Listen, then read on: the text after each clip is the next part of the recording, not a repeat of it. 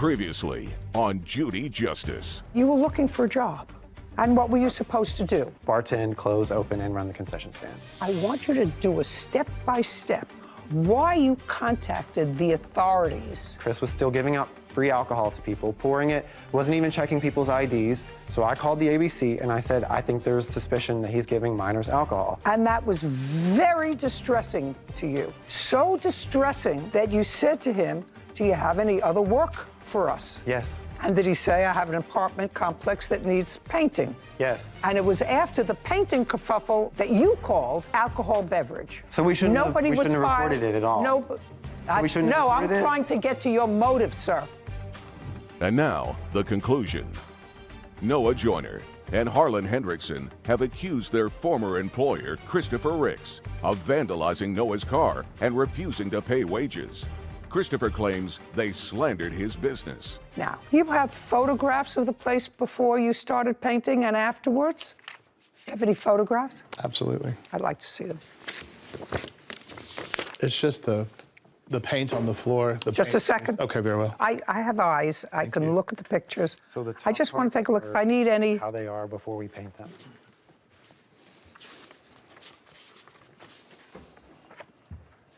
That's before they're painted, Your Honor. These are your photographs. Yes, ma'am. You painted the floor. No, ma'am. We had to declutter a couple of units that had stuff. One unit. Like that. Shh, don't speak. You had to, what you call declutter, and you had to sweep it up before you started painting. It was worse. Okay. And did you? Yes, ma'am. And is this a picture of what you allege it looked like? All of the units had stuff in them just like that. Yes, ma'am. Okay.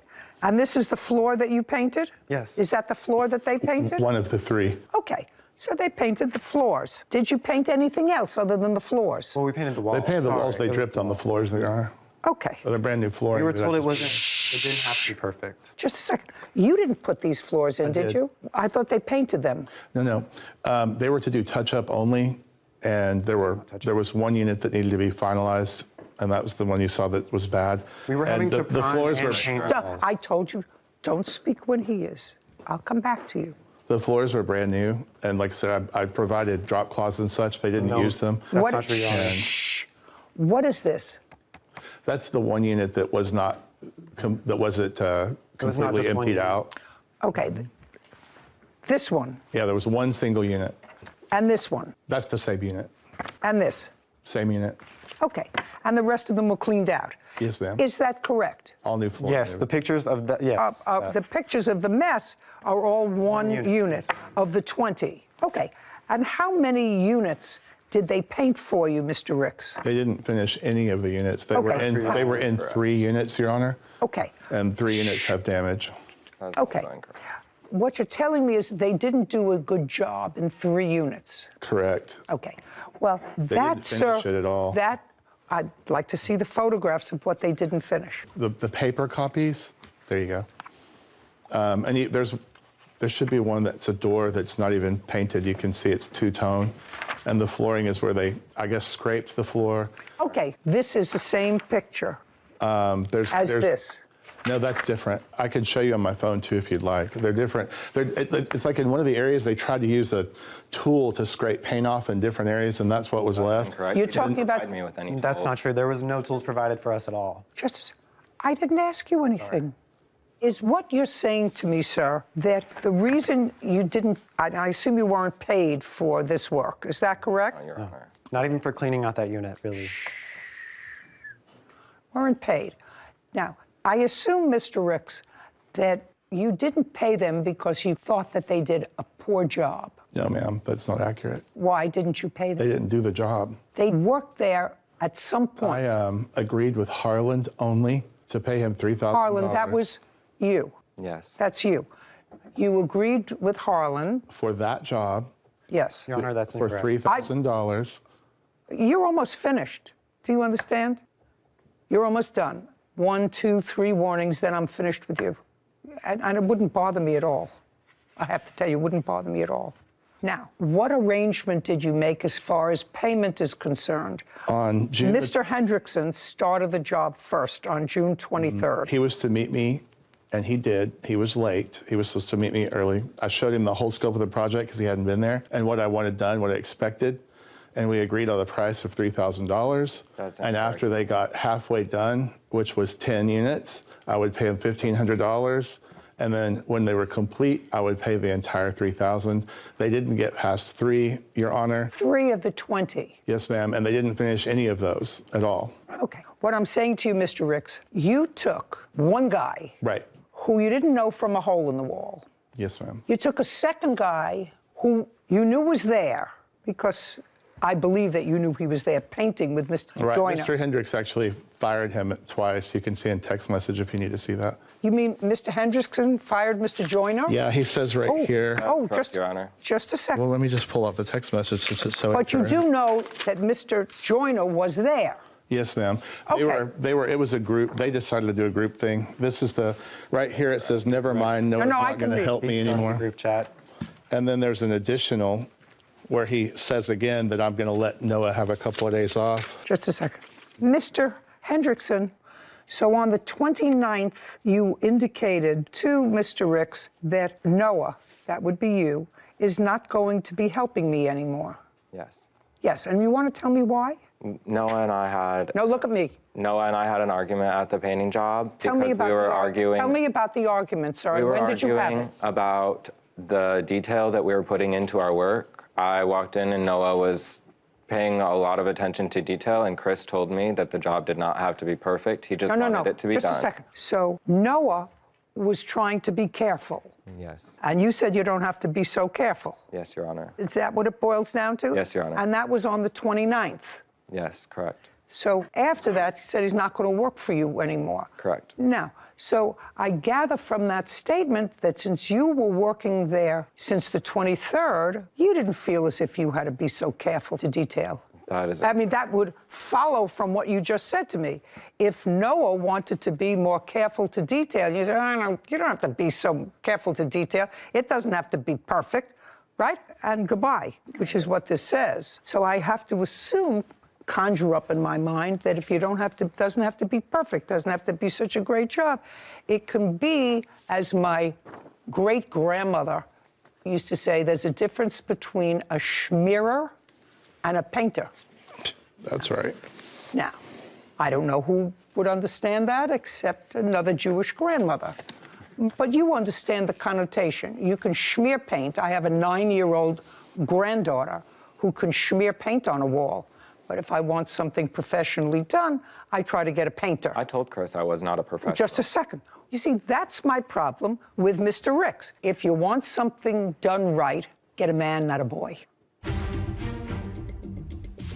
Tell me the worst thing he told you to do. I don't know what you were wanting from me. What I want you to do is to tell me what he told you about black mold. Don't make it up.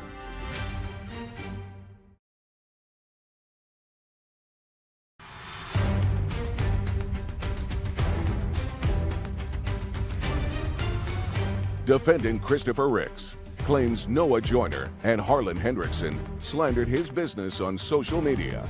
Noah and Harlan say they were not paid for painting Christopher's apartment complex. Now, if I wanted somebody to work on one of my cars, I would not get somebody off the street who was selling popcorn at a concession stand and say to them, by the way, my car over there needs a new battery. Now, would I take my car back to the same dealership?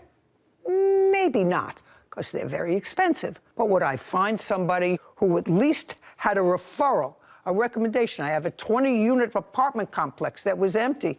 You want to use it as a business. You don't hire 2 schmearers to go and take care of your property. But you have to, if you didn't like their work, fire them. And if their work was not complete and only 3 units were touched, which I don't think that they argue with. So far, that's correct, Mr. Hendrickson? That is incorrect. How many units did you 5. paint? 5. And I actually painted 7, but I didn't complete the last 2. I just did the trim in it. So you completed 5 units out of 20.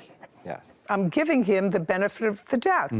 And you agreed to $3,000. That's incorrect, Your Honor. How much? We did not have a meeting to talk about a payment until the 29th, and that was actually part of the reason that him and I were arguing.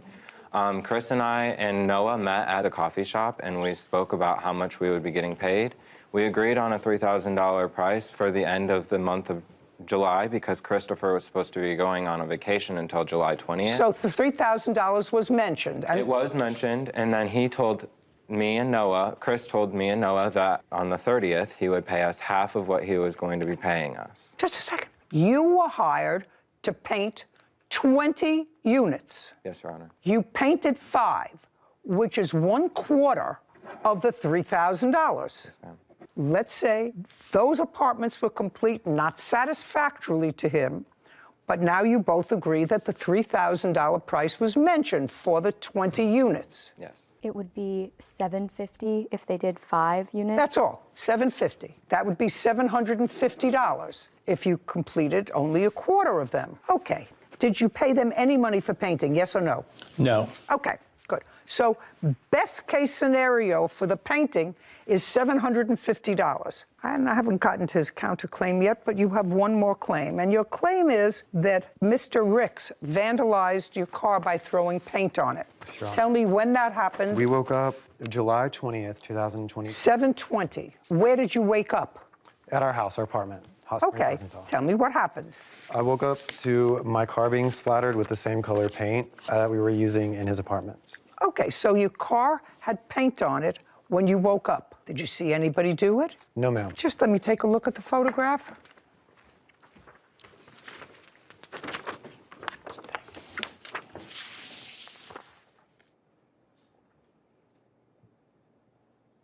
Okay. Did you file a police report? Yes, ma'am. I'd like to see it.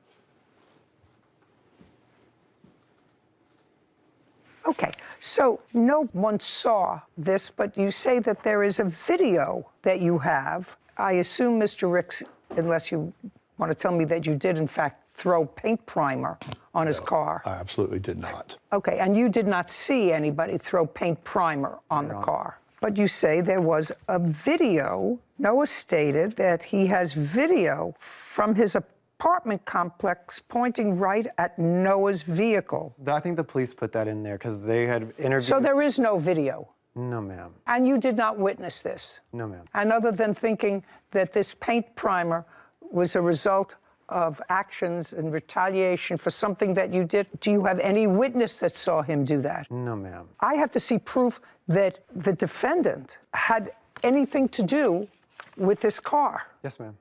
Okay? Did you take the car in to be cleaned? Yes, I cleaned it myself just to avoid further damage. Yes. But after I cleaned it, I took it to the auto body shop to see what the actual repairs Okay, were. do you have pictures of it after you cleaned it? After we cleaned it, it looked somewhat like this. And then we had to take it to the body shop.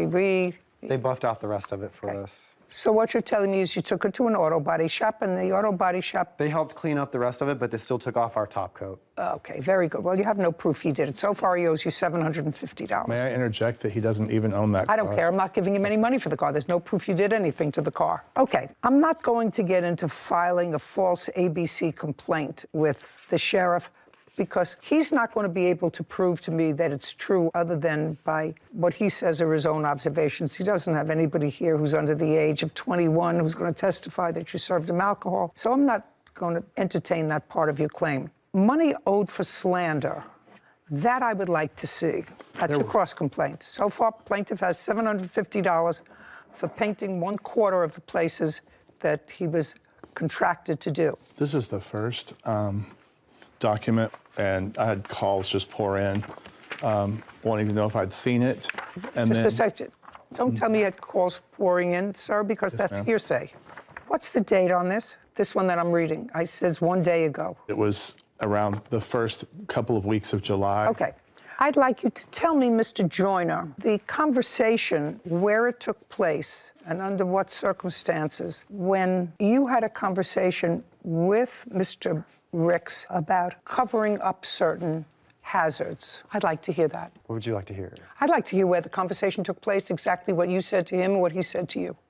Where it took place? Yes, where it took place, exactly what you said to him and exactly what he said to you. I'm confused. So, like, what is? We are on now. I know the post about the post. Yeah. We're on now a post. So I want you to tell me when you had the conversation where you were and what you said to him, mostly what he said to you, about covering up certain things with paint. Okay, yes, ma'am. So we were told to cover up holes and stuff with caulking and then paint over it.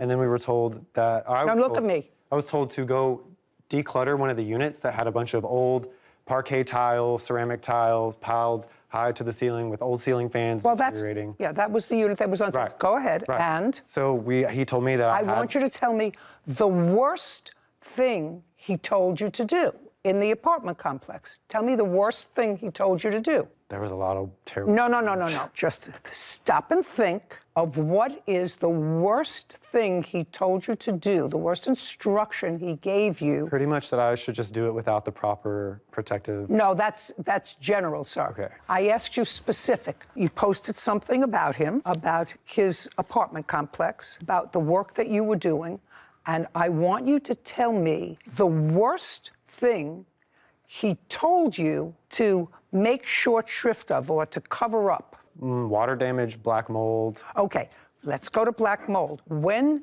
did you have a discussion with him about black mold? Where were you? He told me to declutter the apartment. So that would be Wednesday, June. So there was one apartment that he told you to declutter. Okay, and that would be June what? Monday, June 27th.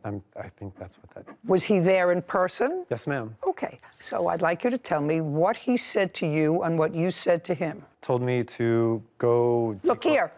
Told me to declutter the unit, take out all of it, throw it away, and to just... No, don't look over there. Just to clean it, basically. To clean it. So that it would be ready to be painted. And? I did. I cleaned it. And? I'm done. You done? I don't know what else to say. Well, I want you to clean it. Doesn't tell me anything about black mold. I don't know what you were wanting from me. What I want you to do is to tell me what he told you about black mold. Don't make it up. Your post, based upon your testimony, was slanderous. I got confused. I don't know what you were really trying to ask out of me. I asked you specific questions. You gave me answers. Now is not the time to play catch up.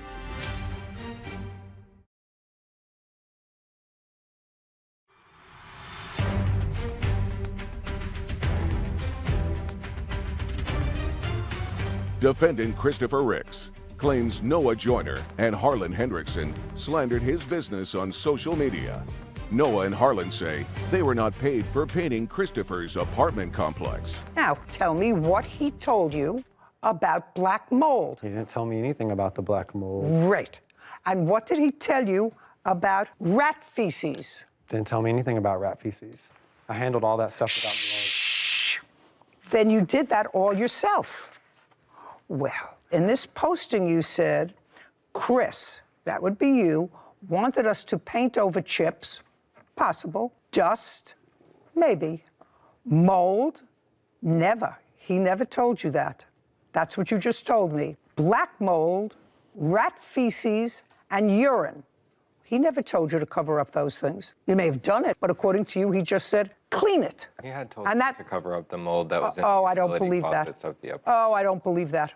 In a second. That's Mr. Joyner. Yeah, it was Mr. No, Joyner. this is Mr. Joyner's Trying to communicate post. together. And he never told him anything. According to him, he said, just clean it. You have the second post? That one was taken down, and this is the second post that he reposted, and then his account got blocked because they don't allow that type of behavior. This is the next one, and this is where he claimed to be a bartender on Facebook, and he just took it down recently. It's been up there for months, and I never hired him for a bartender. That's all right. I don't care. That's not important. Okay. What I'm concerned about is what he says that you told him to do, which you did not. Right. He acknowledges you did not. Now, you have no witnesses here. I was going to bring one person, and she's got COVID. Shoulda, woulda, coulda. You have yes, no I have witnesses no one. here. I have no one, Your Honor. Very good. Okay. I find that the things that you posted are slanderous with regard to what he instructed you to do, Mr. Joyner. You were the posting person as far as covering up black mold, feces, and urine, and therefore to beware of Rick's Realty. Your post, based upon your testimony, was slanderous because he never told you that. So. But you never really cleared that. I'm sorry. You never really cleared it up. I got confused. I don't know what you were really trying to ask out of me. Yeah, just a second. It was I don't care told what. to me that I needed to take care of all that stuff and throw it away. Yes, ma'am. It was told to me that. That's why I posted. It was a warning as to so no one else would have to deal with that same stuff. Very good. Very good. I'm ruling now, so now it's my time. I asked you specific questions. You gave me answers. Now is not the time to play catch up. I find that by posting that he instructed you to cover up black mold, people responded to actually, and rat feces, I don't know how you cover rat feces and urine with paint, and to stay away from his place of business without cause, because what you told me was, he told me to clean it up, that's slanderous. And so on the counterclaim that he has for slander, I am awarding him $2,750. That's a net to him of $2,000 because your claim of $750 for wages is absorbed by his counterclaim. So on your claim, you get zero, zippity-doo-dah. I'm awarding him $2,000 for slander. We're done here. Thank you very much. What about the damages, We Your are Honor? finished. Hire a professional, Mr. Riggs. You want a schmearer, that's what you get. This court is adjourned. Regardless of terminology and how things got messed up, why would you expect someone to clean up rat feces, all of this stuff, and do it for free? It's clear no good deed goes unpunished. I tried to help those kids. Don't understand any of this, really. Well, they were trying to extort money from me and not do work and be lazy and just get paid for work they didn't do. We're trying to move on. We're gonna move on. You kind of try to give people chances when they're down on their luck. I've always been a philanthropist, try to help people out, and sometimes you get burned.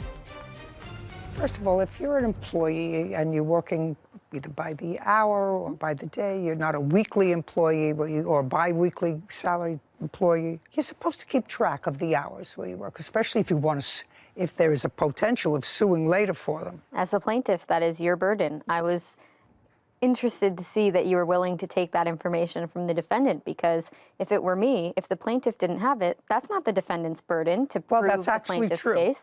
So I knew you did it to sort of round out the sides of the case, but I think that if you as the plaintiff want to come here and ask the court for money, you better have your ducks in a row. And well, that's true. That was true. That was probably an error for me. Not that he got anything, but we got where we needed to go. We got where we needed to go, but that's true. It's not the defendant's burden. Yeah. Although the defendant acknowledged that he worked for him. He did. Very forthcoming and honest. So, but that again played better for the defendant, as we saw in the ruling, that he was professional. You're supposed to have your ducks in a row. Yes, and as a plaintiff, you don't get any money if you can't even keep track of the hours that you work. The second thing is that the call to alcohol and beverage, if you feel as if you're doing a public service by reporting behavior that you think could be potentially dangerous, I support that. Mm-hmm. But if you're doing it as a retaliatory act and you don't do it immediately, it's like reporting suspected child abuse. Mm-hmm. If you see a child being abused or neglected and you do nothing and wait a month until you have a fight with the person who is the abuser, that creates a suspicion that it's vindictive and there's a motive to lie. Of course. Because it wasn't done immediately. And they sought another job from the same man after reporting him. Right. To the defendant's detriment, in my eyes, is if you have a big apartment complex and you have guys who were in the jewelry business and didn't make it, then came to work for you in your theater and really weren't very good at that either, then I wouldn't hire them to house paint. Yeah. That actually requires a skill. Without any credentials. So I think that you have to be careful if you have a valuable piece of real estate. Agreed. Anyway, he can't slander him, and he did. I think it all worked out how it was supposed to. I hope so. Brooke Batiste is suing her ex-roommate, Adrian Carter, for property damage, breaking a lease, and a dog attack. Court come to order. All rise. Be seated, everyone. Hello, Judge. Case 2080 Baptiste versus Carter. Thank you. You're welcome. Miss Batiste, you and Miss Carter were roommates. Yes, ma'am. From when to when? From October 7th to April 1st. Actually, May. And it is your claim that Miss Carter vandalized certain property of yours. Yes, Your Honor. Most specifically, a very expensive couch. Yes, Your Honor. Because you had an argument, and that during the course of this argument, her dog bit you. Yes, Your Honor. And for breaching the lease, because she left. Yes, ma'am. Okay, but it was a good thing that she left, right? Yes, ma'am. You were happy that she left. Her dog bit you. She vandalized the sofa. You were very happy that she left. Yeah. You were very happy. So we're going to eliminate that breach of the lease part. No. Oh, yes, we're going to eliminate the breach of the lease part because you were happy that she left. I didn't want her to live in the same situation as her, but being that the rent was so expensive, it wouldn't have been my best interest for her to leave. It's with her, to stay with her dog that bit you. Right. I mean, I don't want you to sound ridiculous to me, okay? Right. All right, let's not sound ridiculous to me. Normal person, if they were bitten by their roommate's dog, and if their roommate vandalized their property, that roommate would be happy to see them go. But I'm not happy with the expensive rent by myself. Well, of course, but your choice would be staying with her and her dog that bit you. But if her name's on the lease... Just a second. That's between her and the landlord. I just told you, I'm sticking with vandalizing and dog bite. So tell me when this dog bite took place. It's on March 29th. What kind of dog was it, by the way? It was a Belgian Malinois. What do they look like? It looks like a German Shepherd. Is that what you have, Miss Carter? A Belgian Yes, Your Honor. Yes, Your Honor. A Belgian Malinois, like a police dog. So it looks like a German Shepherd? Yes, ma'am. So it's a large dog? Yes, ma'am. And when you moved in together, you moved in with the dog? Yes, Your Honor. Okay. So tell me what happened March 29th. Okay, so before March 29th, Adrian and I got in a petty argument. It was dumb. We made up. In the argument, she confessed to me that... No, just a minute. You engaged in a petty argument, and then you made up. Yes. And the petty argument was on what date? It was on the March 27th. And you made up? Yes. Okay. On the 27th, what were you arguing about? My dog tore up the carpet, and she sent this long paragraph, and we were just going back and forth, and we realized it was dumb, so we decided to drop it. And that's when she confessed to... On the 27th? Yes, ma'am. So you were arguing about the dog, and then on the 27th, after you were over the argument about the dog, is that what you're telling me? Be very careful. Yes, ma'am. Go ahead. She confessed that she gave the guy that I was seeing a lap dance. And? And I immediately cut all ties with her. So you cut all ties with her how? I stopped speaking to her. Even though you were roommates? Yes. Okay. After I stopped talking to her, social media posts were made. By whom? Adrian. Okay. Social media posts were made. Do you have those? No, I do not. Do you have those? Yes, Your Honor. Okay. Why don't you have them if this is your case? They erase, but I have other things that I think you would want to see. I'm going in order. This is a case, so don't try to creep into my mind. Even say in your complaint a couple of days later, there were things posted on social media. And is what you're telling me that they were erased? Right. I didn't save anything that she posted. Oh, never mind. I don't have to see anything, correct? Correct. So you didn't save anything? No, ma'am. Then you have no evidence of anything that happened So later. I saw that she had no remorse for what she did. Then I made social media posts. Adrian was mad that I made social media posts. So the next morning, she's yelling at the top of her lungs at 10 in the morning. I wake up to see what she's yelling about. And she's just saying how I'm a... and I shouldn't have posted what I posted. And we were just arguing about the situation, and I asked, how could she do this to me? It was a very heated argument. She was yelling at the top of her lungs. I was yelling at the top of my lungs. During the argument, her dog is whoo, going crazy. And while we were arguing, we were pretty close, the dog bit me, and I said, you need to get your dog. She said, no, your dog's good. And we continued to argue. The dog came to bite me again, and that's when I grabbed what was behind me, which was a paper towel holder, and I chucked it at the dog. So the dog bit you on the arm? Yes, ma'am, twice. Okay. I would like to see a medical report on that. Okay. All right, I have a photo of the bite, the antibiotics, and then this is the report.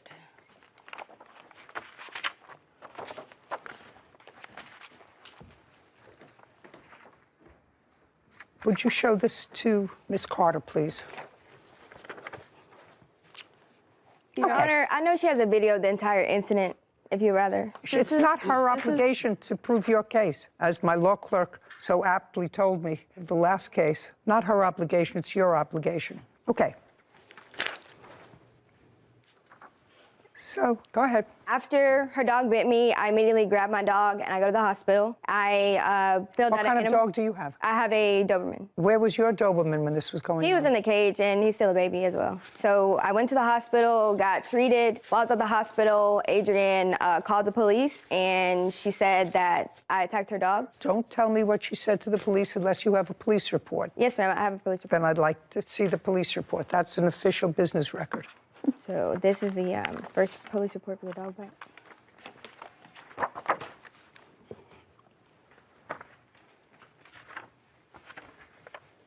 Okay, go ahead. All right, so April 19th, this day, Adrian knocked on my door. No, April 19th? We're Yes. at April 19th. I thought you moved out on April 1st. No, she moved out on April 19th. So is what you're saying after all this altercation, she moved out Yes, ma'am. and stayed in the apartment with her dog from the 29th to April 19th. Yes, ma'am. And I went to a friend's house the day the dog bit me, and then I went home for a week, and then that's when I came back, and this second incident happened. So after the dog bit you, you did not go home. You took your dog and left. Yes, ma'am. And stayed at whose house for a week? I stayed at a friend that lives an hour away from my current apartment. On what date did you return? So I stayed one night at a friend's house, and then I returned, and then I went home for a week. So When you went, stop playing with papers. Yes, Your Honor. When you went home for the day, was the defendant at home? yes, ma'am. Did you have any conversations with her? No, ma'am. Just stayed out of her way and packed a few things and left? Yes, ma'am. And you went to stay At home in Alabama. with your family? Yes, ma'am. Until things cooled down, basically. Okay, and when did you go back? I went back, I believe, April 17th. And what happened when you went back on the 17th? A few days later, April 19th, Adrian was knocking on my door at 9 a.m. in the morning saying that I need to come to the leasing office because there's a new roommate here. I told her no, and then that's when she started threatening me and calling me all these kinds of names. So I take my dog again, I go outside, and I call an officer, and that's also when I called my mom, and she convinced me to go up there to speak with the new roommate to see, who they What were. new roommates? Just a second. She tried to get 2 young girls to replace her on the lease. And it was unsatisfactory. Yes, ma'am. So far, I have a dog bite and Yes, ma'am. couch. So after I said no to the 2 roommates, one didn't have a job, they looked young, I said no. I went back home. 10 minutes later, Adrian Home? You mean to your folks' to our house? apartment. Oh, to your apartment. Yes, ma'am. Okay. So 10 minutes later, Adrian comes in. I was in the room with my door locked. I hear Adrian yelling. I hear her throwing things. She's saying, I can't believe you did that. You really just did that. I don't care. I'm still moving out. I'm still leaving. I'm not paying rent. Blah, blah, blah. I didn't come out the room because last time it got crazy, so I just said I would let her do what she does, and I will let the authorities handle it. She did come out the room, Your Honor.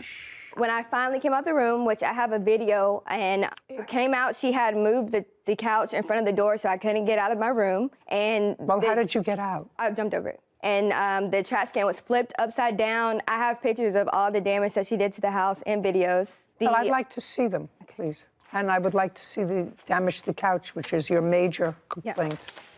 Okay, so this is the damages, and then I have a video of the entire incident right here. Want to tell me how that happened? I did put chips and items that wasn't wet on the couch out of anger. I shouldn't have did it, but I did do it. And I didn't put liquid on it or anything. Literally, That's you not true, Your can... Honor. Don't speak. You had no right to even attempt to destroy it. At all. Later. So at that moment, I was like, you know what? I'll just do it myself so we can stop the confrontation. So then that's when the argument started, and he thought that I was kicking him out, which I never told him he couldn't come over, never told him he couldn't be a part of anything. It's a failed business venture where you both not a- expect. it's not a Hey, business venture. this is not a tea dance.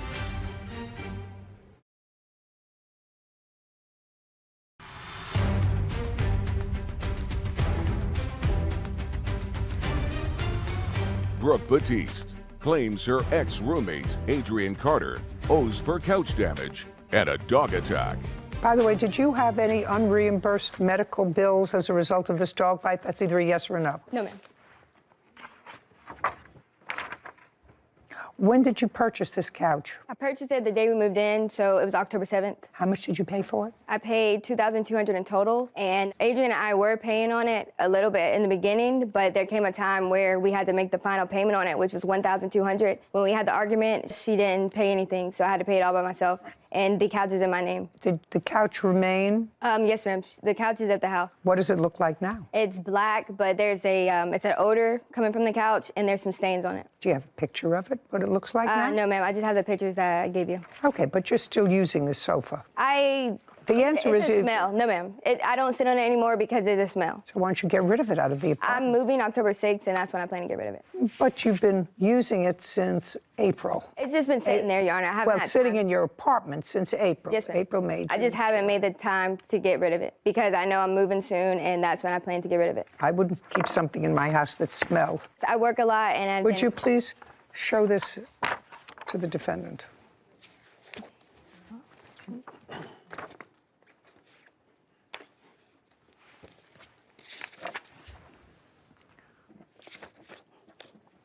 Want to tell me how that happened? I did put chips and like items that wasn't wet on the couch out of anger. I shouldn't have did it, but I did do it. And I didn't put liquid on it or anything. Literally, That's not true, Your Honor. Don't speak. You can get a napkin and wipe it off. But that's my couch too. Maybe I didn't pay the whole thing on it, but I've made payments on that couch, and I decided not to do that full payment that she did, which was $600, because she was irresponsible and decided to rent a couch and found out that that couch was whatever amount. I made payments on that couch, and I have proof for it. That's okay. You had no right to even attempt to destroy it. At all.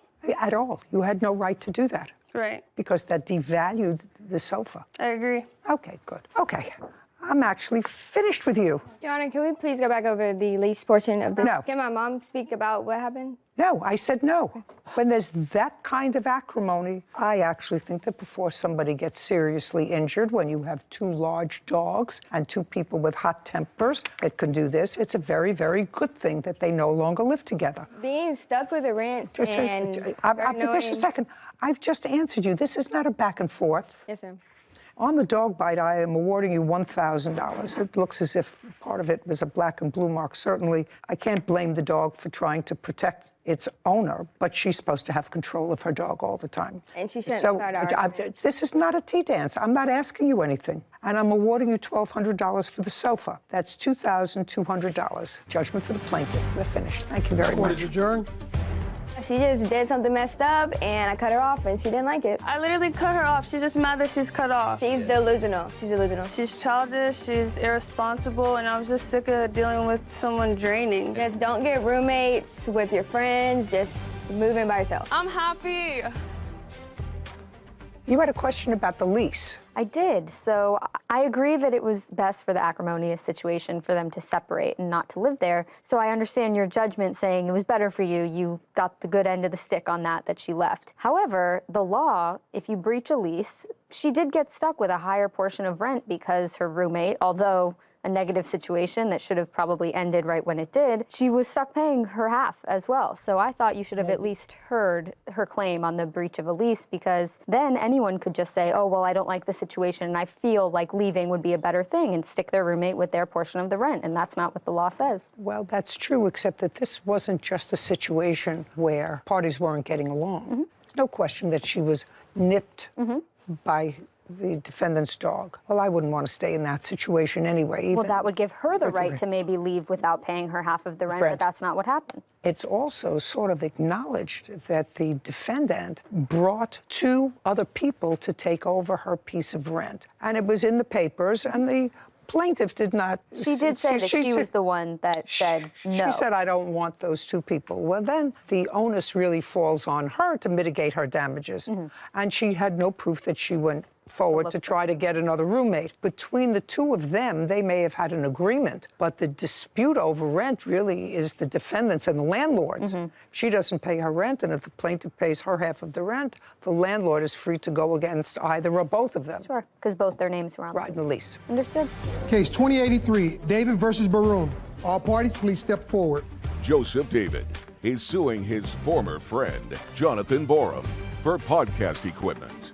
Mr. David, your claim that the defendant has acoustical equipment that you purchased for what looks to be a joint venture in Mr. Borum's music podcast. Yes, ma'am. You were making this music podcast in the basement of your house? Yes, Your Honor. Starting in what year? This year of March. And Mr. David, you were friends, you knew each other, and you knew he was in this business. I don't know, what is your business? I deliver bread. I'm a bread vendor. What kind of interest do you have in music? Because that's what he was doing. Well, me and Jonathan have known each other for 20 years. Jonathan and I have known each other. Jonathan and I have known each other for 20 years, and he's always been in the music scene. He's an artist himself. Well, that's what I gather.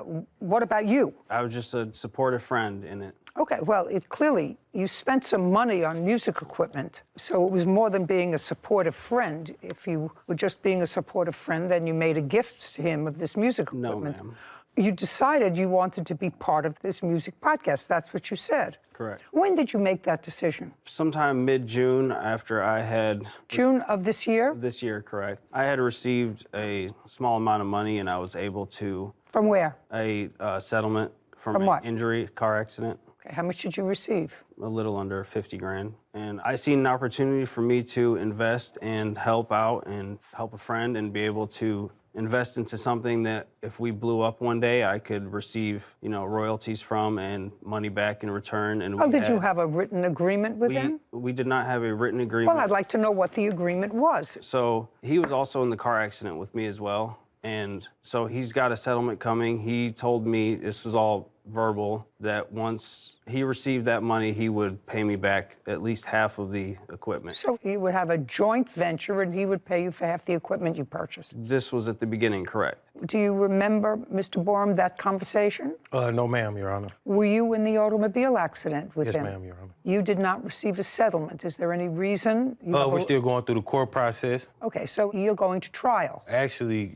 that's what it was set to go to trial because I didn't get the offer that my lawyer put in. So it's going to trial on my side, but on his behalf. No, he's already settled his case. Yeah, mine's not settled yet. Okay. You indicate what you want is your equipment back. No, I'd like the money back. No, well, you get your equipment back if it's yours. I want the money. I don't trust that he will give me the equipment back in good condition. Let me explain this to you, Mr. David. If that's what you want, then I'm going to let you withdraw this case and go back to small claims court. Do you understand what I'm saying to you? I'm going to dismiss your case without prejudice, which will allow you to go back to your small claims court, or do you wish to proceed with it today? I wish to proceed. Great. Why did you say, I'll do the editing myself? Because he was yelling at me and I told him... What was he yelling at you? Because he said that the product wasn't up to par. He said... Just a second, Mr. Borum, this is your business. Right. Will you tell me, did you think the product was up to par?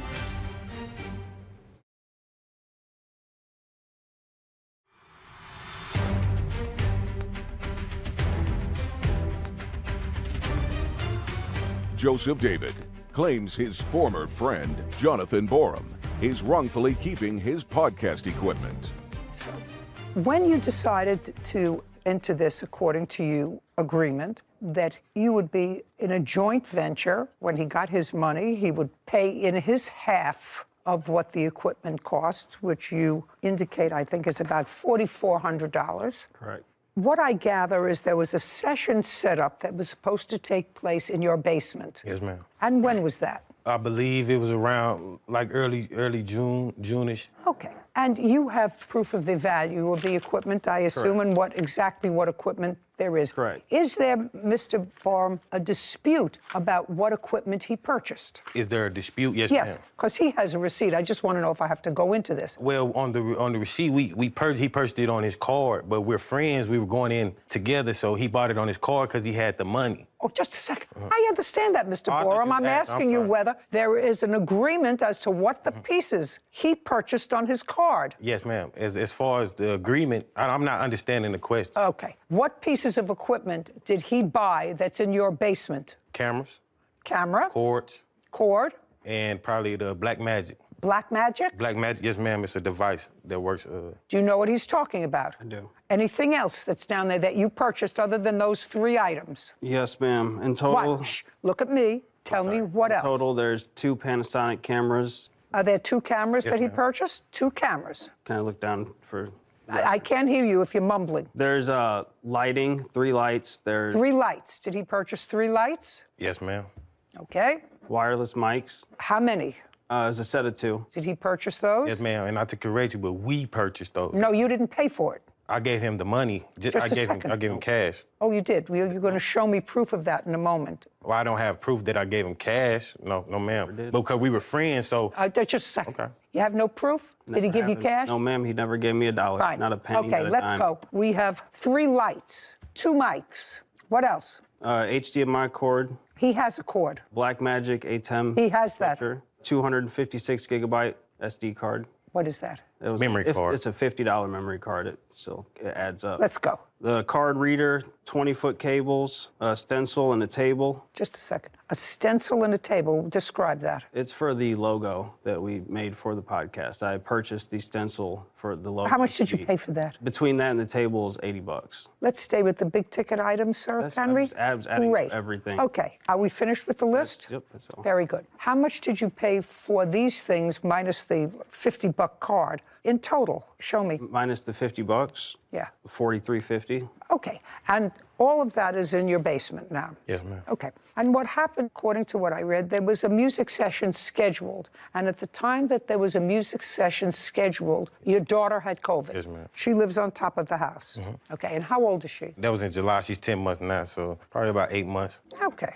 And she's cared for by both you and your wife. Is that correct? Yes, ma'am. And I gather, Mr. David, that when you found out that there was COVID in the house, you didn't want to go into the basement. Correct. And that was sometime in June. Correct. Okay, can you tell me about that conversation? Well, he told me that she had COVID, and then he said that his fiance may possibly have it, and he may possibly have it. He even took off work, and I filled in for him at work for 3 days because he may have had COVID or not, and he said he wasn't Well, he feeling wasn't. He didn't want to go in and risk it. Correct. So I told him I do not want to continue with this interview. He said he would continue on. You mean with the it. interview that was supposed to take place in the Correct. basement? Correct. How much after, Mr. David, did you find out that the infant had COVID and that Mr. Borum and his wife were both exposed? Was the video podcast supposed to be made in the basement? 2-3 days. Is that correct, Mr. Borum? From anywhere between 2 to 5 days, ma'am.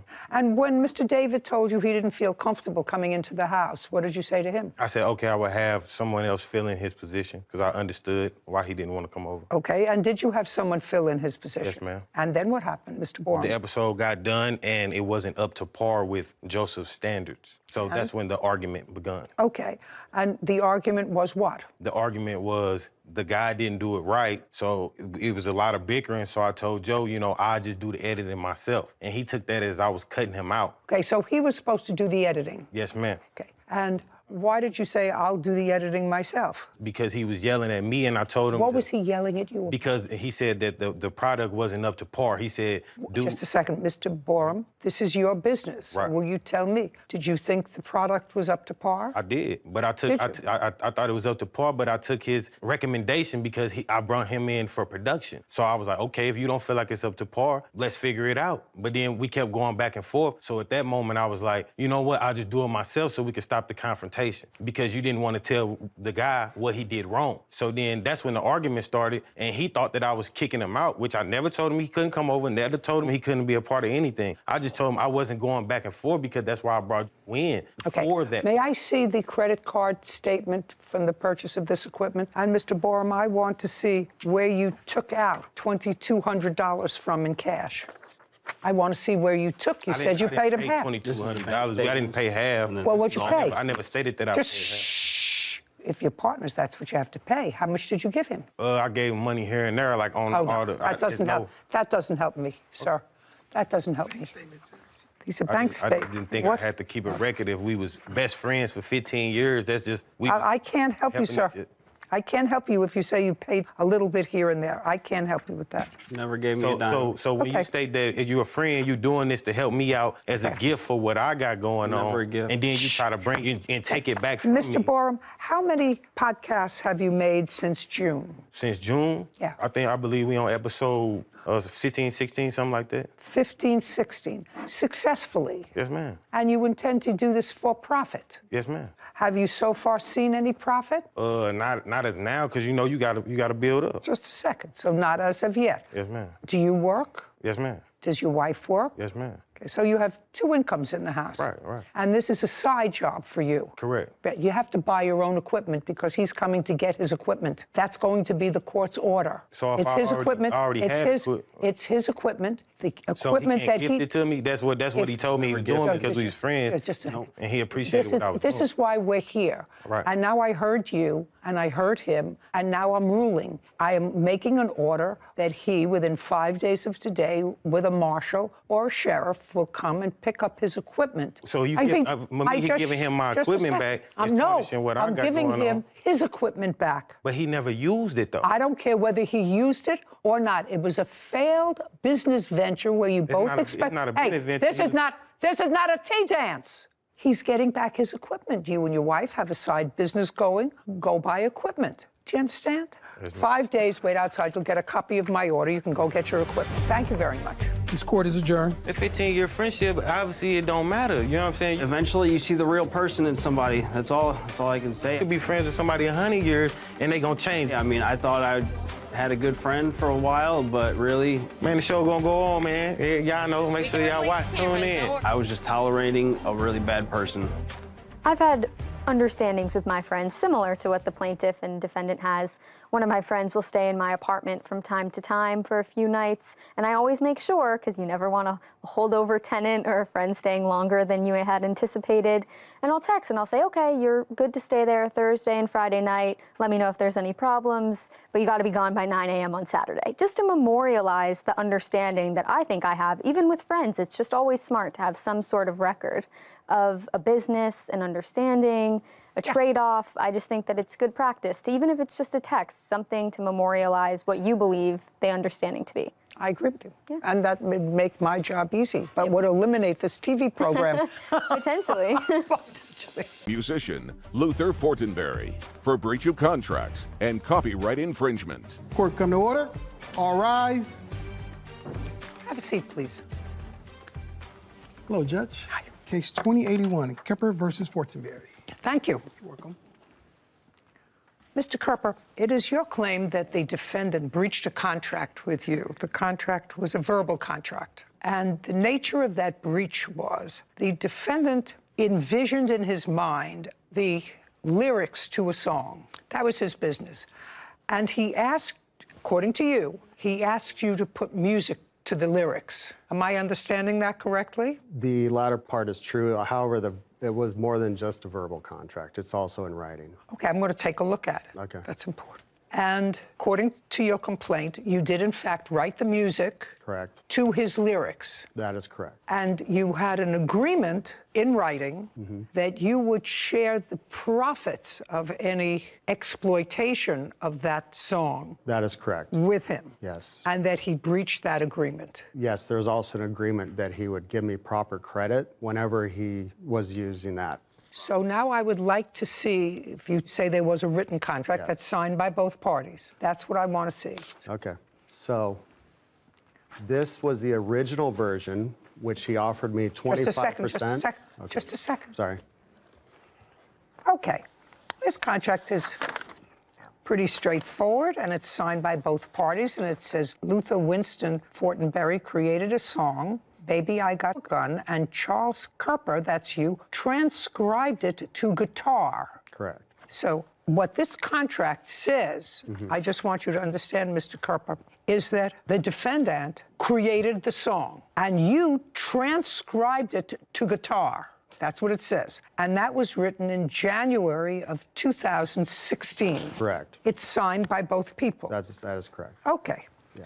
Now, what you're showing me is something else. How it started to change over time. Listen to me. This was your written contract. Right. Any change in that contract, unless I could really find that there was a meeting of the minds with regard to it, has to be in the same formality of this contract. This initial contract is very clear. It does not say that you created this music. I'm telling you what this initial contract says. By the way, Mr. Fortenberry, this contract was written January 30th, 2016. Yes, I'm looking at it. Yes. When did you create this song? In what month and year? About a year. I don't know exactly, but I was at a popular comedy store, and the manager of our show What show? The Ding Dong Show. What's the Ding Dong Show? When you said our show, was he involved in that? Just with this transcription. I was involved with other elements of the music as well with Mr. Fortenberry. Well, right now this says transcribe. And what I asked you, a simple question, when did you write this song? At least a year before this contract. At least a year before January 30th, 2016. Yes. And I was singing it regularly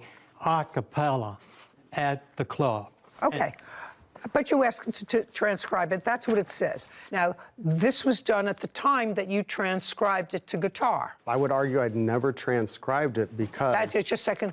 That's what this says. It doesn't say will transcribe it. It said transcribed it. Correct. To a guitar that they both agreed to submit for sale. Correct. Asking price will be $10,000 to rent and $10 million to sell it outright, and you will split it 75-25. That's what this says. That is correct. Now, did you ever rent it? I never rented it or sold it. Just a sec. Well, I'm asking you these questions. You never rented it? No. And $10 million to sell it outright, and you never sold it? No, ma'am. Okay. So it was neither rented nor sold, which was your original contract. And you have no proof to the contrary, that he neither rented it nor sold it. I have evidence that he did use it in other It doesn't say that you can't use it. Right, that is correct. Okay, now you want to show me, sir, because this is what your action is, you want to show me that this original agreement was somehow modified to give you a wider berth. This is correct. Okay, so I'd like to see what you have in writing. Okay. So immediately after that was signed, about 4 or 5 days later, you have the papers that's stapled behind. I confronted Mr. Fortenberry and I said, this is not a transcribing project. This is a rewriting project. What he provided to me was not usable for transcription. And on the next page, we have a text message exchange that I highlighted where he Well, just a second. changes... Shh. Sorry. Well, this is a text message from him to you. Correct. And he acknowledged... And just a second, that's not acknowledging. That's a text message from him to you. Do you have your response to this? You can't unilaterally change a contract that's in writing. I mean, if you have an offer and an acceptance. Right. So where is your response to this? I don't believe I had a response in the history of messages I was able to retrieve, so... Then this is irrelevant. Okay. So far, we have this. We have a writing signed by both parties, which is complete. It says what you did, what you will be paid in the event of a rental or a sale. Now, you want to show me something else? So going forward, what he did was he registered the song with a registration company in San Diego. He did that without my knowledge. Just a second, that's irrelevant. This is your contract. Show me where it's a violation of this contract. This contract says you transcribed it to guitar. If the version that you transcribed with a guitar is either rented or sold, you will get 25% of the revenue. Right. So we already went through that. You do not have any proof that he either rented it or sold it. It doesn't say that you will be given credit. It doesn't say what your credit will be. If you have a modification where he agreed that you will get certain credit and you accepted that, I will see that. Okay. This is the most recent agreement signed in August 21st, 2018. It's dated August 8th.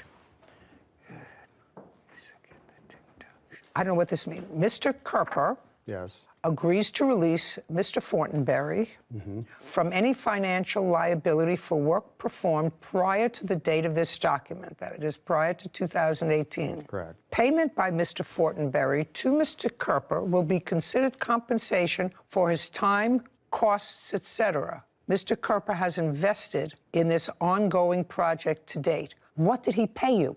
Because it doesn't say here.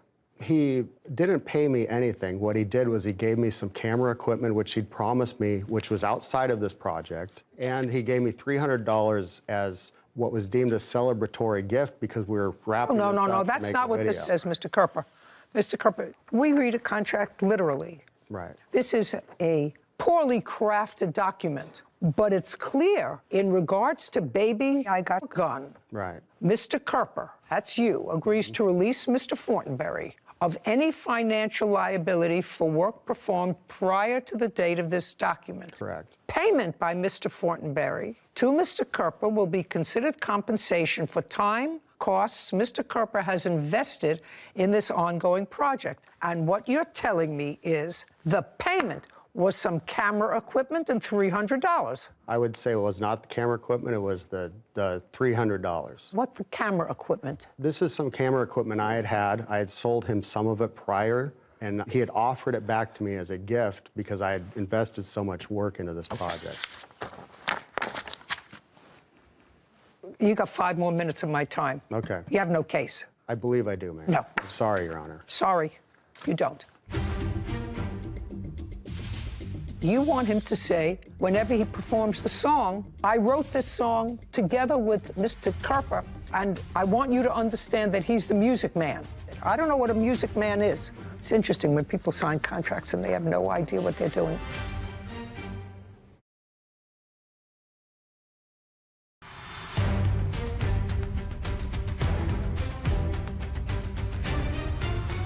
Charles Kerper claims musician Luther Fortenberry owes for breach of contract and copyright infringement. Now, those are the 2 written contracts. You have any further modification of those contracts in writing? Yes, Just a second. I'll see them. Okay. This is a contract in writing, 2018. This is 2016. And this was agreed by both parties. So the last agreement was you got $300. Did you pay him $300? $300 in camera equipment, about $1,500 worth. Okay. He started to mention that, and then he backtracked. Okay. Next written contract after 2018. Yes. In that contract, which you have right now, it also says it serves to clarify previous misunderstandings that Yes. I wrote the music and I was not a transcriptionist. Mr. Kerper is to be understood as the music man behind the music and not a transcriptionist. Well, who do you want that to be noted by? Mr. Kerper is to be understood as the music man with capital letters. Right. And I don't know what that means. This was his wording. Well, then you should have fixed the wording. I should have, you're correct. I don't know what a music man is. It's not a trademark, it's not a copyright, it's a nothing. I don't know what it means. So I wrote the music, which is in the version which he's using currently. I wrote that from scratch. There was no transcribing. That doesn't say that. Nothing here says that. The only thing this says is Luther Winston created this song, Baby I Got Gun. That says he created it, you signed it. You wanted to clarify it. You wanted to be known as the music man, not just the transcriber. I don't know what music man means. And you got paid pursuant to this, although it doesn't say this, but you acknowledge it, you got paid $300. Okay, also in that agreement, it also says that I'll be given credit in future uses. It says that. As the music man. You want him to say you're the music man? Credit, which he did not give me credit. Just a second. You want him to say, whenever he performs the song, Baby You Got Gun, if he gets up to perform that, I wrote this song together with Mr. Kerper, and I want you to understand that he's the music man. It's interesting when people sign contracts and they have no idea what they're doing. Okay, let me see the next contract that you have. So this is an agreement which is supposed to be a performance agreement with his producer from the comedy club. Well, just a second, let me take a look at it. Shh. Well, this is exactly what this says. This says this agreement, and this is August of 2018. And who sent this, by the way? Mr. Fortenberry sent that to me. Okay, it said this agreement gives Luther the right to perform music as the opportunity arises. Luther is further released of any further financial responsibility or debt owed making music. Charlie Kerper will be referred to in the future as the music man. This payment will be for goods and costs making music for $300 and camera equipment. If any referral is made in the future as to who wrote and performed parts of said music above, Charlie Kerper will be given those credits. Correct. Okay? He sent that to you. Where is your response? So he sent that back to me on August 8th. Just a second. Okay. He sent this to you. So I would like to see your response to this. I agree to your terms. I disagree with your terms. If you agree with the terms, then I might accept that as a modification of a contract. If you say I disagree with the terms, then there is no modification. We go back to these 2 signed agreements. Correct. Where is your response to that? Can I explain what happened after that? He's emailed that to me. I was here in LA, and I didn't have an opportunity to entirely go over it, but we were trying to meet with him at a restaurant and also at the museum to have this resolved. So I had my phone only to look at it, and he was playing hardball with me that day. So he sent me these emails saying he had signed these agreements, which included making referral to me and clarifying that I did in fact write the music, which he claims I transcribed. I need your response to him. Okay. If there is no response, we have these two agreements. So the response was this. That night, he finally agreed to meet with us. Right, in writing. Yes. I want what you sent to him in response to this email. Well, I called him on the phone and I said, can we meet so we can sign this and put this fast so the music video could be moved forward? And he wanted a performance agreement so there wasn't any questions whether or not they could use the music in the video. So I arrived at his apartment. He made us wait outside for half an hour. Okay, you know, Mr. Kerper, I really don't care. Okay, I'm sorry. It's not relevant. Yeah. What's relevant is if you had a subsequent offer and acceptance to a new contract, a modified contract that he made via email, and you responded to him via email that I accept those terms, or if you sent it to him and said, these are the terms I want, and he wrote back and I accept your terms, unless you have that, you are bound by these two written contracts, which means you got paid. You got paid $300 and some equipment. You got paid. Right. And according to this contract, when referring to this music and referring to you, he has to refer to you as in capital letters, the music man. Correct. Giving me credit. Correct. No, he has to refer to you as the music man. It says here in this contract, I'm sorry, if any referrals made in the future as to who wrote and performed parts of said music above, Charlie Kerper will be given those credits. Yeah, as the music man. No, it does not say music man here. Where? It should say it in the, not that one. Not that one either, the other one. There's no other, I only have two written contracts. This is his original email to me that he sent me before the contract I don't want, discussing, and it has my response. I have my response attached to it here. I'm sorry, Your Honor.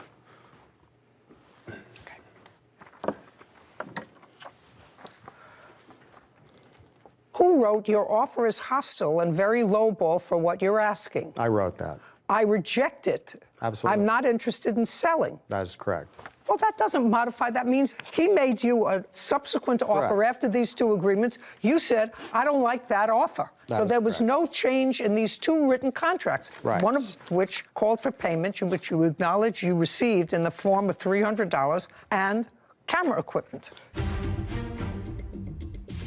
He was limited to using it on one particular program, and he's used it in other places. And I said, put your hand down. When it doesn't appear that you're losing, you're supposed to keep your mouth closed.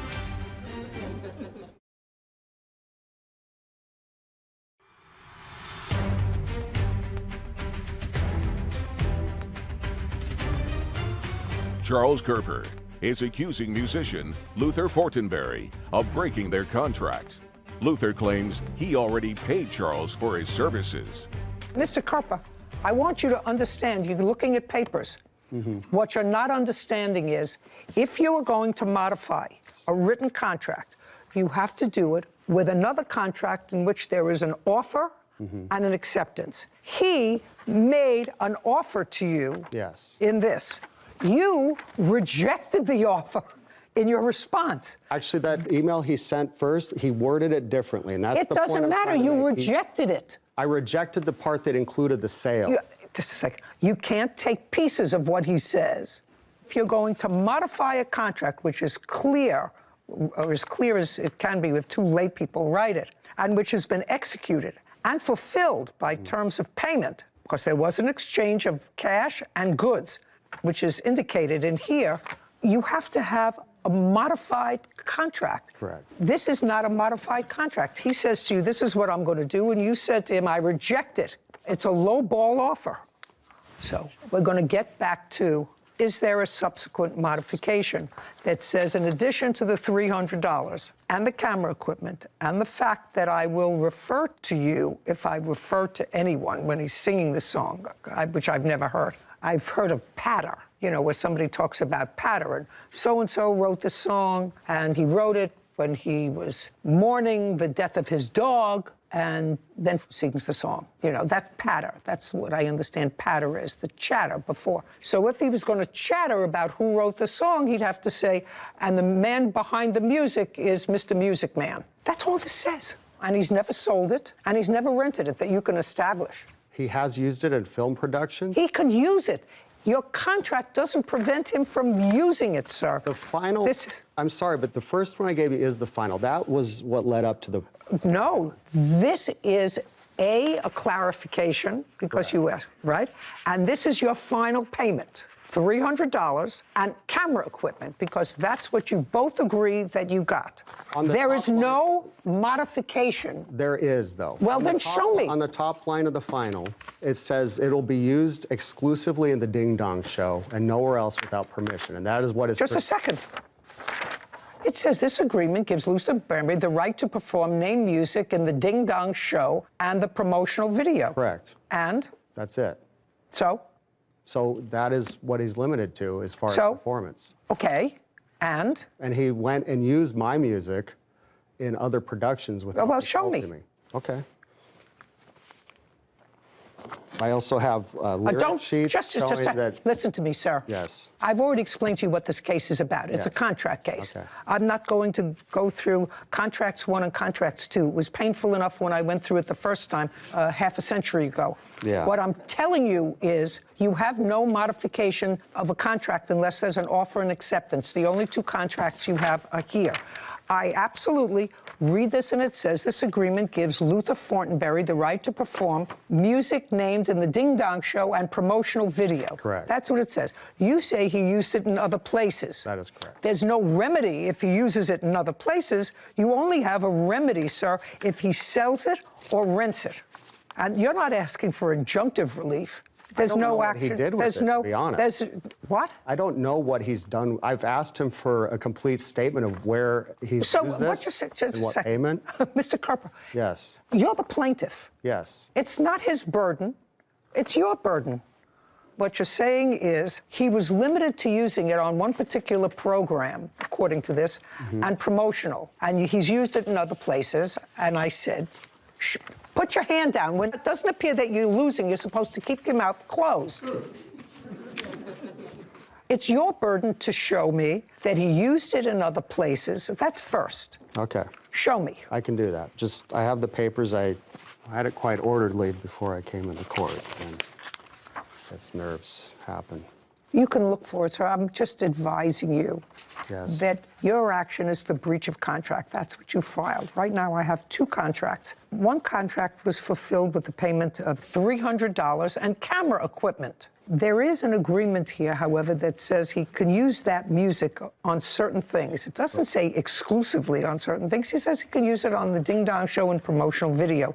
I assume promotional video, if you're inferring what that means, is for the Ding Dong Show. Now, it doesn't say it. If he uses the music someplace other than the Ding Dong Show and promotional video, and he gets paid for it, I get a certain amount of money. Your original contract provides for a 75-25 split if the music is rented or sold. Right. That's what it provides for. So when I accepted the payment on the contract, that was with the notion that he was going to give me credit in the future, which he has not done. Okay, we're done here, Mr. Kerper. It's unfortunate, but you are bound by the terms of this contract. The terms of the contract are absolutely clear. You have one in 2018, and you have one in 2016. The one in 2016 is crystal clear. You're a transcriber, and as a transcriber, you will get 25% if the music is either rented or sold. Subsequently, there was a writing that says you don't want to be known as the transcriber, you want to be known as the music man. Your Honor, so I did not transcribe anything. I wrote the music, and that's Mr. by the Carper, we're done. You got paid paper. $300 for writing the music and camera equipment. We're done. Your case is dismissed. This court is adjourned. Mr. Fortenberry approached me to transcribe a piece of music he... Well, I'm sorry she had to listen to so many lies. ...presented me as completed, which it was not. And I'm glad she had something in print, like contracts. I helped develop the lyrics further and also write the music. I hoped that he would see the truth. Well, there's always more songs, isn't there? And correct his lies. While I really appreciate that these two plaintiff and defendants had a written contract, it's always a risk as a layperson to write a contract yourself. It has to be fully integrated, all the points have to be hit, and one major part that was lacking here was a remedy section. So if the plaintiff is claiming that he deserves some sort of credit or some sort of payment for a show or an exploitation of the song going forward, there needs to be a sentence, at least, that's a meeting of the minds as to what's going to happen if that condition is not met. In the future. In the future, because the contract, the second contract in 2018, clearly said he was paid. And he was paid. And he signed it. And he signed it. He was paid $300 and some camera equipment. The defendant said it was worth $1,500. I don't know whether it was or it wasn't. Anyway, it was inartfully done. You have to give them credit for trying. Yes. For trying. You know, they're music people. They're artists. Yeah. Language and specifics and details is more our forte as lawyers. More important, it's so frightening that I think I have a memory somewhere back here of the Ding Dong Show. So I'm going in the back now and look up the Ding Dong Show. Well, I'd like to hear that origin story. John and Cynthia Frazee are suing John's former client, Cynthia Booth, and her fiancé, Dwayne Burnley, for posting damaging reviews. Court come to order. All rise. Have a seat, please. Hello, Judge. Case 2079, Frazee versus Burley Booth. Thank you. You're welcome. Mr. Frazee, you are an electrician by trade. Correct. And how long have you been in that business, sir? Since 1986 as a license and 1978 as an electrician. Now, maybe a decade ago, you're going to give me the exact year, month and year. You were called to do a job for this lady. Your last name is? Booth. Miss Booth. And you did an electrical job for her.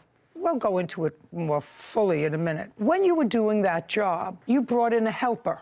This gentleman whose name is Mr. Burnley. That's correct. And before you brought in Mr. Burnley, I gather from the papers, Mr. Burnley did not know Miss Booth. Would that be a fair statement? That's a fair statement, but he did not bring me in. I was actually just driving down the street, and I'm new to the mountain, and I drove by and saw Mr. Frazee there, and I was... Listen, this is not Gone with the Wind. This is not War and Peace. I asked you a simple question. Before you were brought in on the job, you didn't know Miss Booth. That's correct. Right. And that was about 10 years ago. Correct. Since that time, since you were brought in on the job, you and Miss Booth have gotten to know each other a lot better. Correct. And I assume that by a lot better, that the two of you live together. Correct. And you've been living together for how long? Since November. Of this last year. Yes. November of 2021. But prior to that, you were social friends. Correct. And that social friendship started when first introduced to her at this job. It's the first time you met her. Oh, that's the first time I met her, correct. Correct. This is your problem, and this is the nature of your lawsuit. You allege that you did a job for Miss Booth almost a decade ago, and you came to ascertain that Miss Booth and/or Mr. Burnley had written some negative reviews about your company, currently wrote negative reviews about your company based on work that you did 10 years ago. Yes. That's your complaint. And you asked them to take them down. First they did, then they didn't. You found other ones posted in different areas. Now, Mr. Burnley, are you a working man, sir? Yes. What kind of work do you do? I'm an electrical contractor in Big Okay. Now, at the time that you first met Mr. Frazee, did you have your own company? Yes. You had your own company? Yes. In what year did you do Miss Booth's job? I did it on April 30th, 2013, Your Honor. That's not correct. That's not correct. Shh. Month and year, you say you did the job. The job was done on May 9th of 2013. Okay, so we're off by a month. Is that right? I don't care. You were talking about 9 years ago. Correct. Now, tell me something about the job. What was the nature of the electrical job that you were doing? An older home needs to have at least a minimum of a 100-amp service. Ms. Booth's home had a 70-amp service at the time. She was purchasing it, and that came up on the inspection report to replace that, which I was engaged to do. So far correct? No. Well, now I'll have your version. Did you have to upgrade the electric? I had to upgrade due to a homeowner's insurance. Okay, well, That's what they required. What's the difference in what he said? He said that you had to have your electricity upgraded, and it came up in the inspection report. It did not come in an inspection report. Well, then how did they find out? I was honest with my policy. What do you mean you were honest with your policy? Well, they asked me what year the house was and what amperage it had, and I said 75. And your insurance company said to you, it has to be 110. 100. Or 100. Yes. Before you could move into the house, for one reason or another, you had to upgrade the electric. Correct. Okay, and you hired Mr. Frazee to do that. Yes, they were my friends. I don't care whether he was your friend or not. If he was your friend and he was a vet, you wouldn't have hired him to do your electrical work. Of course He was not. your friend and he was an electrical contractor. Right, correct. And when he came to your house to look at the job, did he come alone or with a helper? Alone. Once you change the ampage in a house, do you have to get somebody from either the county or the city where you live to sign off on it? That's either a yes or a no. Yes. And once Mr. Frazee did that, modified the ampage, did you have an inspection?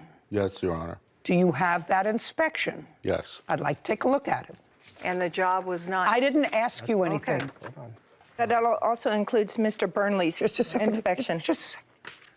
I'm sorry. Don't volunteer. I'm old. I get confused. I try to keep these things very linear, so even I understand them. This is the inspection sign-off on the work that you did in 2013. Have you seen it? Yes, of course you have. No. Well, show it to them. You do remember that you had to have an inspection afterwards. Of course. Ms. Booth. Of course. Okay, it's just common sense. If you didn't have the work done and you said to your insurance company, I had the work done, the insurance company would say to you, show me proof that you had the work done, otherwise we're not giving you insurance. Correct. So you know you had an inspection after he completed the work. It wasn't after the work. The work was never... Shh. I didn't ask you anything. Okay. But I will answer for you. She wasn't... You can. Okay. You can. So the insurance company accepted your word that the work was done? Yes. Okay. Can I have that back, please? And I did tell them I had it signed off, but it was signed off when the job was half done. That's your problem. You want to sign off when something's half done? Fine. I wouldn't sign off when my hair was half dry. I'm saying to you that it was nasty and malicious. And it wasn't until the two of you were hoochie-coochieing that all of a sudden we got negative reviews about a job they did 9 years before. That's ridiculous. It's mean-spirited.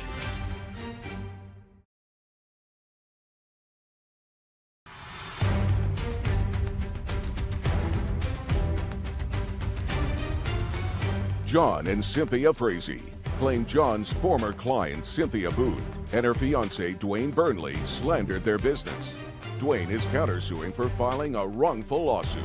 Now, my next question to you is, after 2013, did you perform electrical work for Miss Booth in her house? That's either a yes or a no. Yes. Now I'm going to ask you, what was the nature? I don't know. What do you mean you don't know? I don't remember. You mean, just a second, you remember the work that you did when Mr. Frazee was there in 2013, when you were with him, but you don't remember the nature of the work that you did for your girlfriend in 2018? I'm pretty sure it was a panel upgrade. Just a second. I want you to think. What kind of work did you do for Miss Booth in 2018? It must have been the panel upgrade that I did at her house. I changed the 100 amp out to a 200. Look at me. Because that would be... Look at me. I'm sorry. So you changed the 100 amp. Shh. This is not my strong suit, and I have to tell you something. Of the 100 million people who are watching this, they're going out to get a cup of coffee right now. You changed the 100 amp that he had done in 2013 to a 200 amp. You upgraded it in 2018. And put a surge protection system And a in her surge house. protection. Yeah, now I do recall. Great. When was the first negative review that you can show me written about your company. Now we got what's going on. Now I have it Your clear. Honor. Do you have it clear? I think a little bit more fuzzy than you, but clear enough. Do you have it clear? I have it clear now. You have it clear? Well, just to make it crystal clear, Mr. Frazee did work at Miss Booth's home in 2013.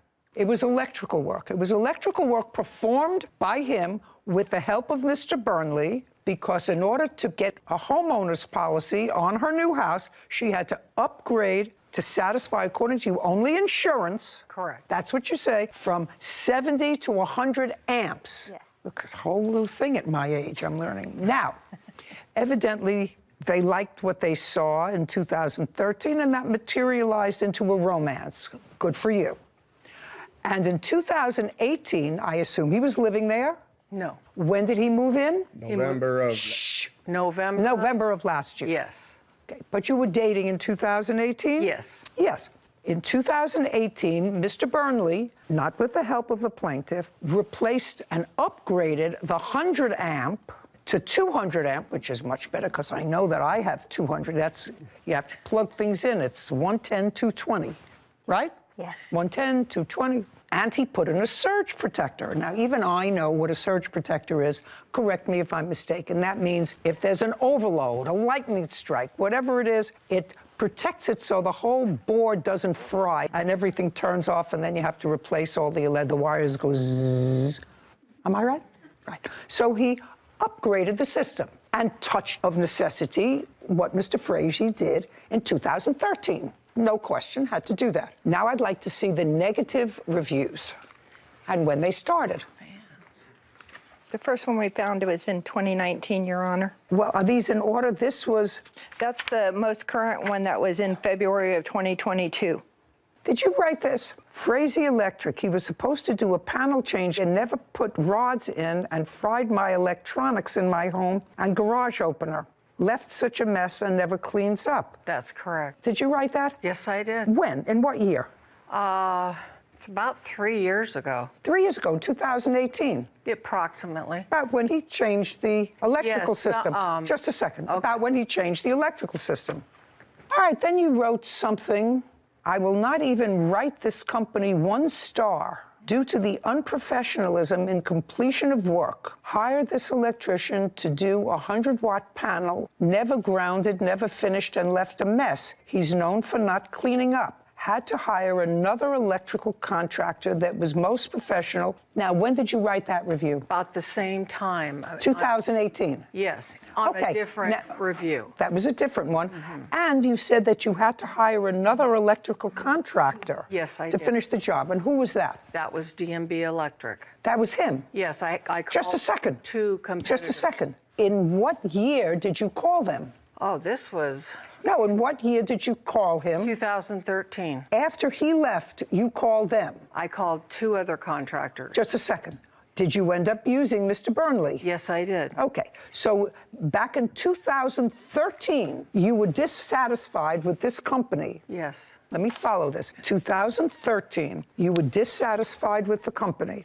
You called another company. 2 other. Just a second. You called another company, but the county had signed off on your job. Yes. What you say in your answer is that they signed off erroneously on the job. Well, yes. I have to take on face value they're signing off that the job was completed. And I assume you got your homeowner's insurance. Yes, I did. After he left and after you had the county sign off. Yes. Yes.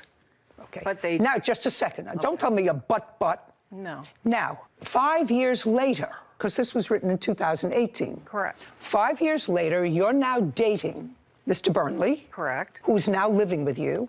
No. Who had, well, you say you moved in 2021. Oh, 21. Yes. I thought you Yeah, who's now living Yeah. with you. You began dating in 2018. That's correct. And Mr. Burnley, who is now living with you, and in 2018, you woke up one morning and said, who now has his own electrical company, woke up and said, 5 years ago, Mr. Frazee's company and he did not do a professional job in my panel. And now we're dating. And now all these negative reviews come, not in 2013 when we, Sarah, you have Yelp and all those things in 2013? I'm not sure if I can get back that far, but I could search. And I wasn't aware of Yelp.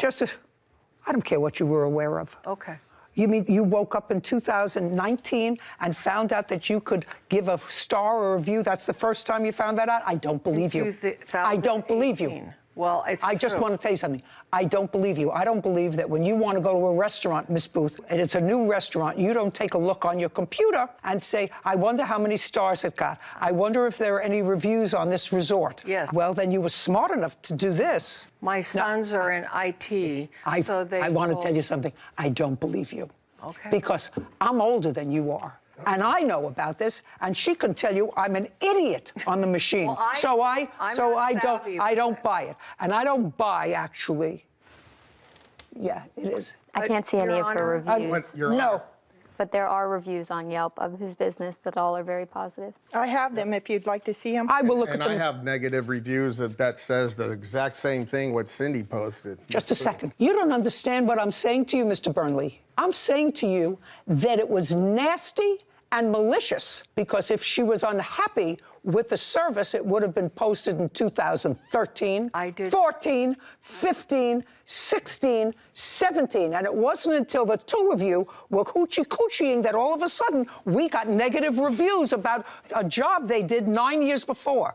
That's ridiculous. It's mean-spirited. All those positive reviews that you posted, did any of them have to do with people that you're sleeping with? That's a question. No, No, of course not. Of course not. I'm not that kind of girl.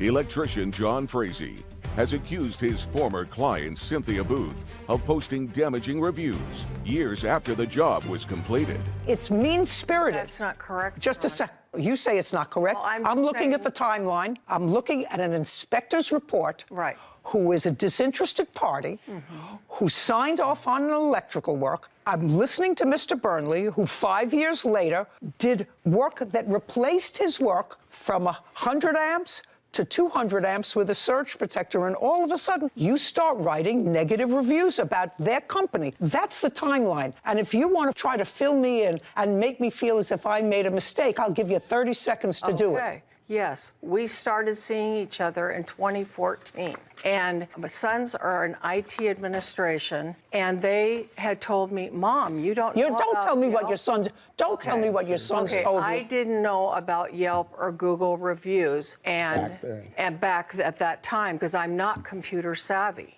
You want to know something? I don't believe you. I don't believe you. I'm almost 80 years old, a lot older than you are. And I know that if I want to look something up, which I do occasionally, I look something up and I say, did so-and-so eat at this fish restaurant? It's a new place, it's a new town. I'm going to go there and take a look at it. I know how to do that. I know. And I'm an idiot, and I'm an idiot.